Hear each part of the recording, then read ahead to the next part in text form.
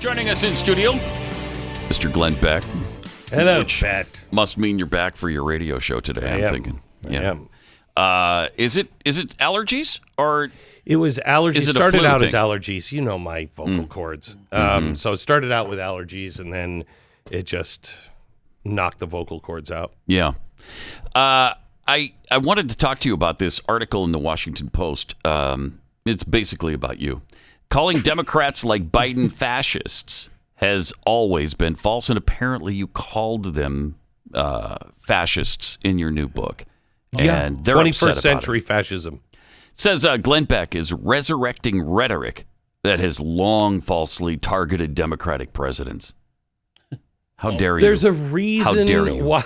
I mean, if it's happened over the last 90 years, over the last 9 decades, there might be a reason people keep coming to this conclusion. You think where there's smoke, there might be fire? There might be. There might be. So they have a problem with me, and I'm assuming this is from my book. Yes. Yeah. Yes. Joe Biden, 21st century fascism. First of all, 21st century fascism.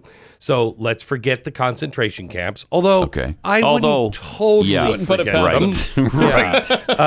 But let's just talk about the definition of fascism. What is fascism? Fascism is when the government takes control, not ownership, but forms a public-private partnership with business and tells business and the press, not officially because they don't own it, they just make very strong recommendations. Right. Okay? That's fascism. As has happened with Facebook and Twitter and on and on and on. Bank of America. And they have the partnership with Pfizer. Yeah, they have public-private partnerships in everything. When Donald Trump was called a fascist, a Nazi, Hitler, why? Because he was saying, you know what, you big tech monopolies, you should watch what you're doing because maybe we should shut you down, okay? Fascist, probably a good definition for talk like that. Right. What are the Democrats saying about Elon Musk and Twitter today? No, he's fascist. Yeah, they're saying he's fascist. Yeah, he is. But they're saying this is horrible for democracy because of free speech, and we should shut it down. He should have no place. They're all bailing on him. Are you kidding me? Really?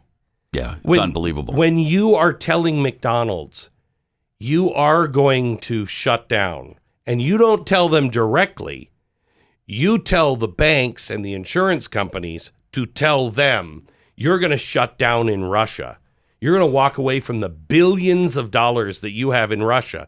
And they first say no, and then 2 days later they come out and say, there's a reputational risk for McDonald's, and so we are going to close down.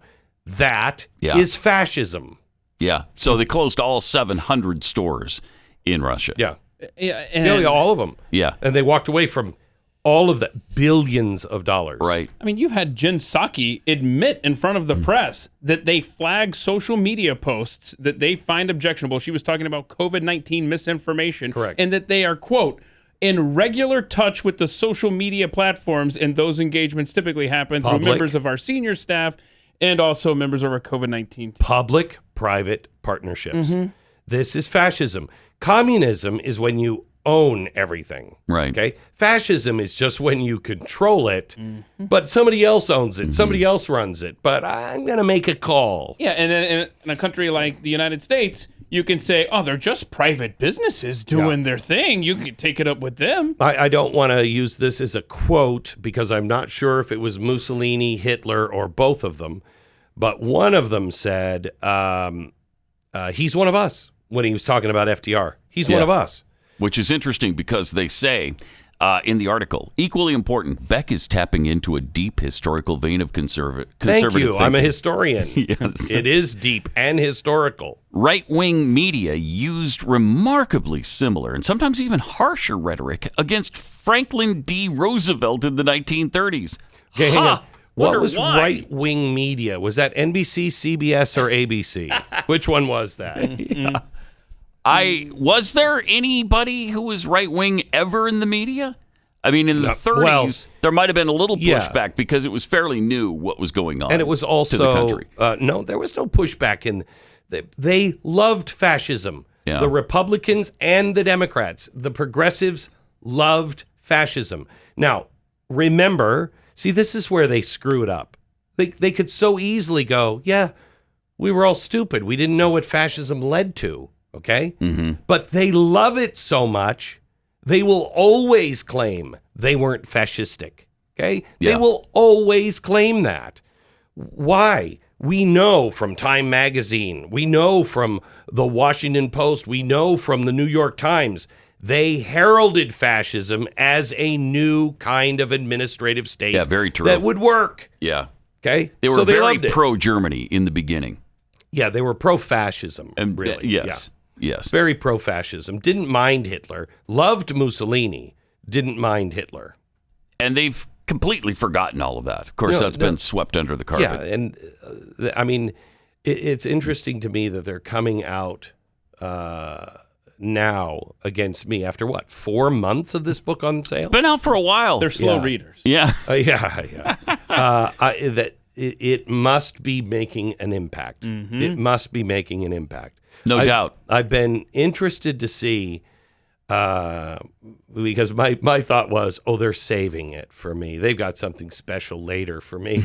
But I've been interested to see how quiet they have been, because I know we're dismantling the Great Reset. We are hurting them badly. Yeah, and they try to make a big deal out of the fact that Biden's just so innocent Build Back Better plan that's just all about strengthening the American economy. And Beck turns it into this No, I didn't. red The herring. World Economic Forum did. Yeah.